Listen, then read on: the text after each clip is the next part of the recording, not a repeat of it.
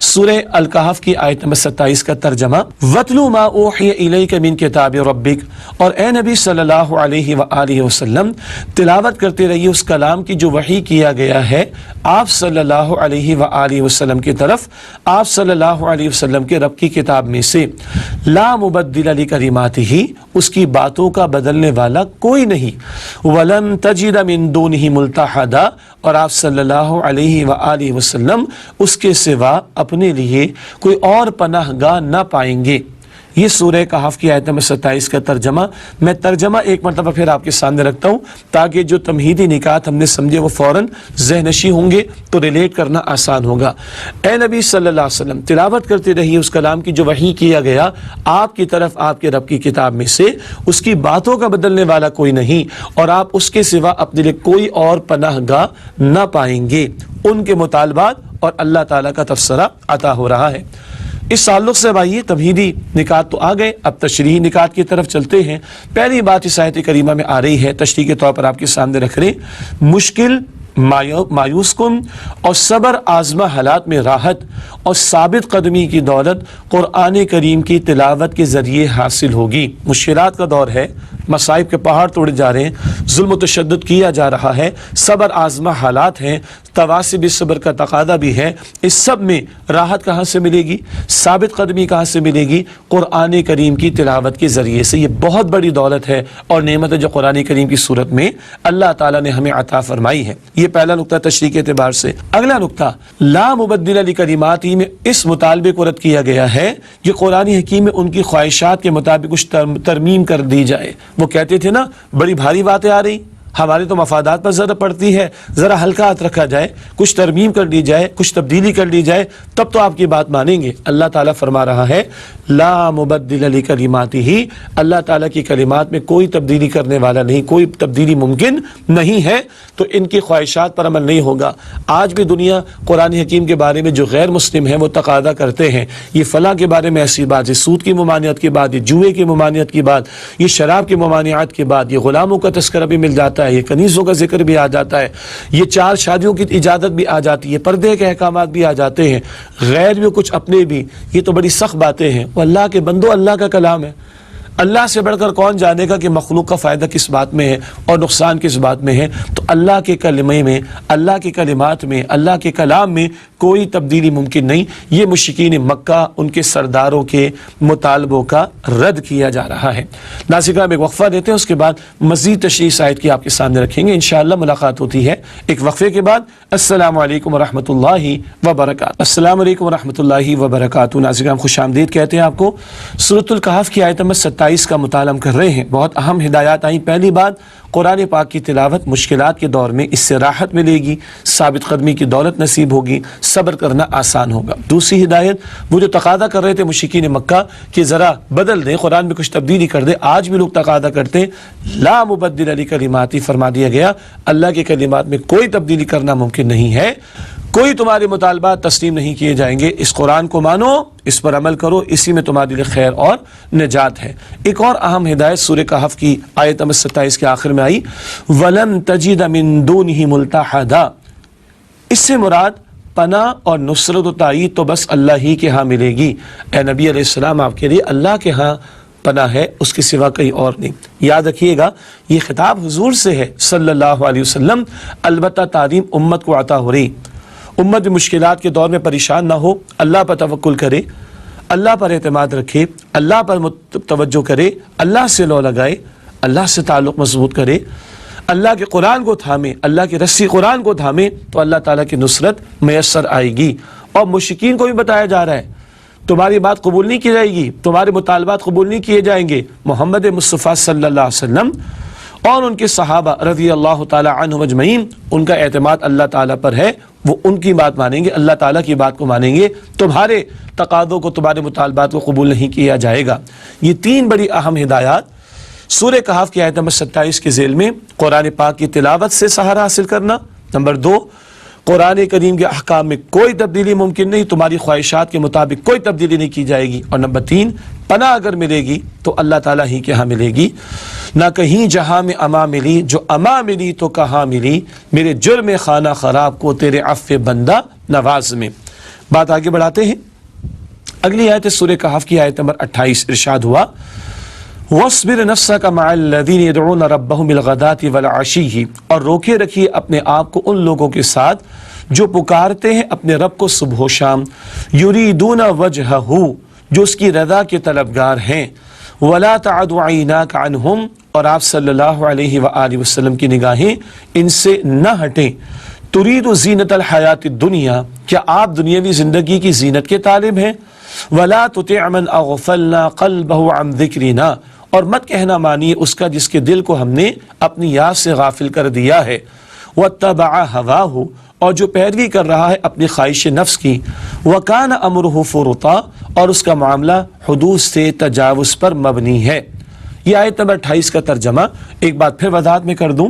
خطاب نبی اکرم علیہ السلام سے ہے، البتہ امت کو تعلیم عطا کی جا رہی ہے، اور ایسے مقامات پر ہمارے مترجمین جنہوں نے ترجمہ کیا قرآن حکیم کا، وہ یہ انداز بھی اختیار کرتے ہیں کہ اے مخاطب، ان کی بات نہ ماننا جس کے دل کو ہم نے اپنی یاد سے غافل کر دیا، اور جو پیروی کر رہا ہے اپنی خواہش نفس کی. اے مخاطب تمہاری نگاہیں بھی نہ ہٹیں. یہ عموم کا انداز بھی اختیار کیا جاتا ہے. کیوں؟ خطاب اللہ کے پیغمبر سے ہے صلی اللہ علیہ وسلم، مگر امت کو تعلیم عطا کی جا رہی ہے، تو ترجمے کا یہ انداز عموم کا بھی اختیار کیا جاتا ہے. تشریح کی طرف چلتے ہیں. اس آیت کریمہ کی پہلا نقطہ اس آیت کی تشریح کے اعتبار سے سرداران قریش کے ایک اعتراض کا رد کہ آپ کے آس پاس بیٹھنے والے اکثر لوگ ہمارے غلاموں کے طبقے سے ہیں. یہ ان کے اندر جو تکبر کا عنصر تھا سرداران قریش میں، ان کو اپنی دولت پر، اپنے مال پر، اپنی سرداری پر، اپنے اختیارات پر گھمنڈ تھا، اور وہ معاشرے کے کمزور طبقات کو بالخصوص غلاموں کو حقیر سمجھتے تھے.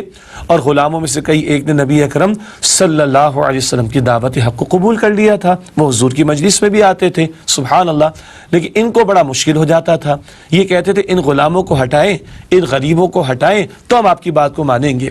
یہ کیا ہے؟ دولت کا نشہ، دولت کا گھمنڈ، دولت کا تکبر، جو ایسے لوگوں کے لیے رکاوٹ بن جاتا ہے حق کی قبولیت میں. تکبر کیا ہے؟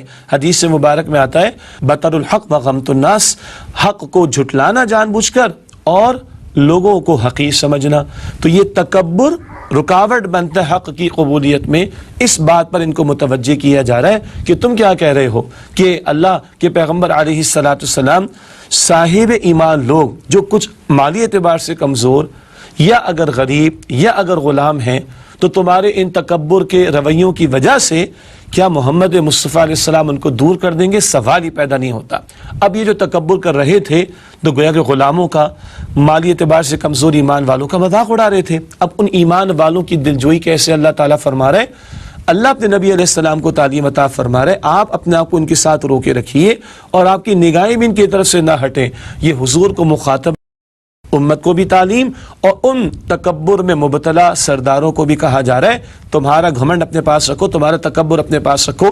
اگر تمہارے پاس ایمان نہیں، تمہاری کوئی حیثیت اللہ کی نگاہوں میں نہیں، اور یہ صاحب ایمان غلام ہو یا معاشرے کے مالی اعتبار سے کمزور طبقات ہو، ان کی یہ قدر و قیمت ہے کہ اللہ نبی مکرم علیہ السلام کو ان لوگوں سے جڑے رہنے اور ان کو اپنے سے جوڑے رکھنے کی تعلیم عطا فرما رہا ہے.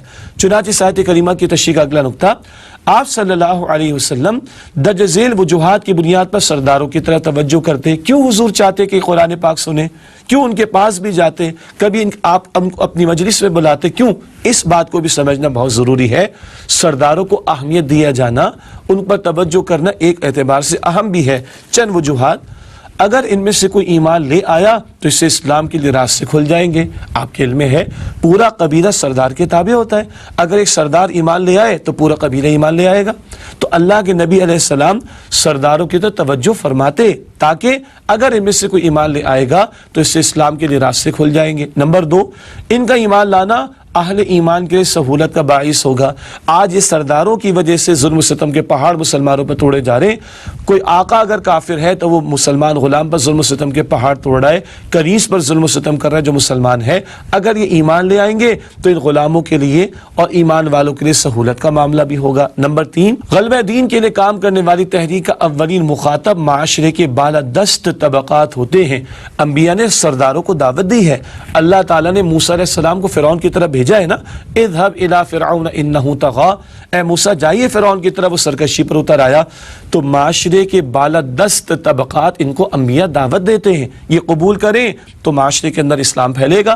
یہ بھی اہم نقطہ ہے، کیوں سرداروں کو توجہ حضور دیتے تھے صلی اللہ علیہ وسلم۔ یہ باتیں تو ہو گئی اس تعلق سے کہ نبی علیہ السلام توجہ کیوں دیتے، وہ اپنی جگہ اہم بات ہے۔ البتہ اگلا اہم نقطہ اور کیا ہے، متوجہ کیا گیا کہ ان کی جانب غیر معمولی توجہ ان فقراء اہل ایمان کی حق تلفی کا باعث نہ بنے جو آپ کی توجہات کے مستحق ہیں۔ اور پھر میں دوبارہ عرض کروں، اللہ کے پیغمبر علیہ السلام سے مخاطبت، امت کو تعلیم، امت نے بھی تو دعوت کا کام کرنا ہے، تو کہیں مالداروں پر توجہ ایسی نہ ہو جائے کہ غرباء وہ محروم ہو جائے، ایک بات۔ اور یہ سنایا جا رہا ہے سرداران قریش کو بھی کہ تم اپنے تکبر و گھمنڈ کو اپنے پاس رکھو، ہاں تمہارے ان مطالبات کی بنیاد پر نبی علیہ السلام سچے ایمان والوں کو دور نہیں کریں گے۔ تو مخاطبت حضور سے تعلیم امت کے لیے بھی اور سرداران قریش کو بھی سنایا جا رہا ہے۔ تو توجہ رہے سرداروں کی طرف ایک حد تک تو ٹھیک ہے، لیکن ایسا معاملہ نہ ہو کہ غیر معمولی توجہ ادھر ہو جائے اور جو صاحب ایمان ہیں وہ محروم ہو جائیں، ان کی کئی حق تلفی ہو جائے، خدا نخواستہ۔ یہ تعلیم امت کو عطا کر دی گئی۔ ایک اور نقطہ اس آیت کی تشریح میں، یہ معاملہ ہر رسول کے دور میں پیش آیا کہ ان رسول پر ایمان لانے میں سبقت فقراء نے کی اور سرداران قوم نے ان فقراء کا مذاق اڑایا۔ یہ اللہ تعالیٰ آزمائش کا بھی معاملہ کرتا ہے امیروں کے لیے، سرداروں کے لیے۔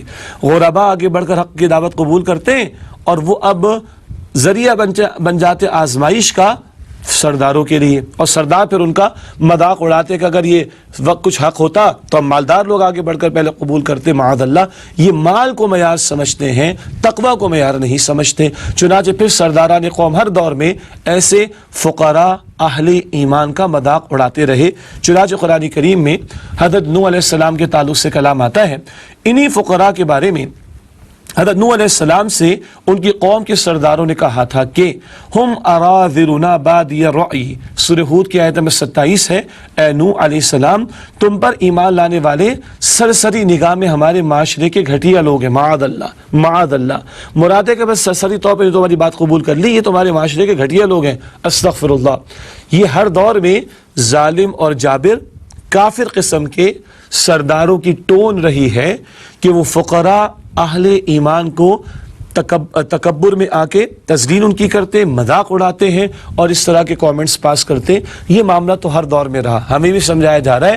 آج جب حق و باطل کا مارکا سجائے، ہر دور میں حق کی دعوت کے مراحل اور مواقع ہوں گے تو یہ اس طرح کے رویے سامنے آئیں گے۔ جب پیغمبروں کے ساتھ ایسا ہوا تو باقی کسی کی کیا حیثیت، نہیں، ہر پیغمبر کے دور میں ایسا معاملہ پیش آیا ہے۔ اگلا نقطہ اس آیت کی تشریح میں، آپ صلی اللہ علیہ وسلم کی نگاہیں ان درویشوں سے ہٹ کر ان سرداران قریش کی جانب متوجہ نہ ہونے پائیں، ورنہ لوگ سمجھیں گے کہ شاید آپ صلی اللہ علیہ وسلم بھی دنیا کی چمک دمک سے متاثر ہو گئے ہیں۔ اس کا سوال ہی پیدا نہیں ہوتا جی۔ تو اسی نے بار بار عرض کیا، مخاطبت حضور سے صلی اللہ علیہ وسلم، تعلیم امت کے لیے، یہ مالداروں کے مال کی وجہ سے اہمیت نہیں دینی ان کو جی، دعوت دینا ایک معاملہ، لیکن ان کے مال کی وجہ سے ان کو اہمیت ایسی نہ دی جائے کہ جو درویش ایمان والے ہیں، فقراء اہل ایمان ہیں، ان کی طرف سے توجہ ہٹ جائے تو لوگ بھی سمجھے کہ بھی مال کی اہمیت ہے، قطعاً نہیں۔ پیغمبر کے ہاں ایمان کی اہمیت ہے، پیغمبر کے ہاں تقوی کی اہمیت ہے، تو آپ کی تو نگاہیں بھی ان درویشوں کی طرف سے نہ ہٹیں۔ یہ درویشوں کی دلجوئی، یہ فقراء صحابہ کی دلجوئی، یہ مالی اعتبار سے کمزور ایمان والوں کی دلجوئی کا بھی اہتمام اللہ تعالیٰ فرما رہا ہے۔ اور سرداران قریش کو بھی بتا دیا گیا، مال اہم نہیں ہے، ایمان اہم ہے، تقوی اہم ہے۔ تو اگر ایمان والے چاہے مالی طور پر کمزور ہوں، توجہ ان کو دی جائے گی، تمہیں دعوت دی جائے گی لیکن توجہ ان کو دی جائے گی۔ یہ اصول ہے جو اس مقام پر عطا کر دیا گیا۔ ایک اور اہم نقطہ، آپ صلی اللہ علیہ وسلم کو سرداران قریش کی صلح کی پیشکش قبول کرنے سے منع کیا جا رہا ہے۔ کسی داعی حق کے لیے مصالحت کی پیشکش کا یہ جال انتہائی خطرناک ہوتا ہے۔ یہ نقطہ بھی بڑا اہم ہے۔ کبھی تشدد کر کے حق کو روکا جاتا ہے اور کبھی میٹھے انداز میں، شوگر کوٹڈ انداز میں مصالحت کی پیشکشیں کر کے، مفادات کی پیشکش پیش کر کے داعیان دین کو حق سے روکنے کی کوشش کی جاتی ہے۔ حضور علیہ السلام کا معاملہ تو سب سے بلند ہے، سوال ہی پیدا نہیں ہوتا۔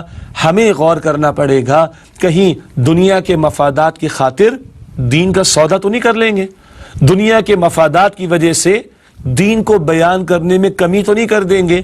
کہیں دنیا کے مفادات کی وجہ سے دین سے انحراف تو نہیں کر لیں گے؟ کیونکہ یہ بڑا پیشکش کرنے کا جو معاملہ ہوتا ہے مصالحت کا، جس میں مالی مفادات کی پیشکشیں کی جاتی ہیں، یہ جال انتہائی خطرناک ہوتا ہے۔ اللہ تعالیٰ اس سے میری آپ کی ہم سب کی حفاظت فرمائے۔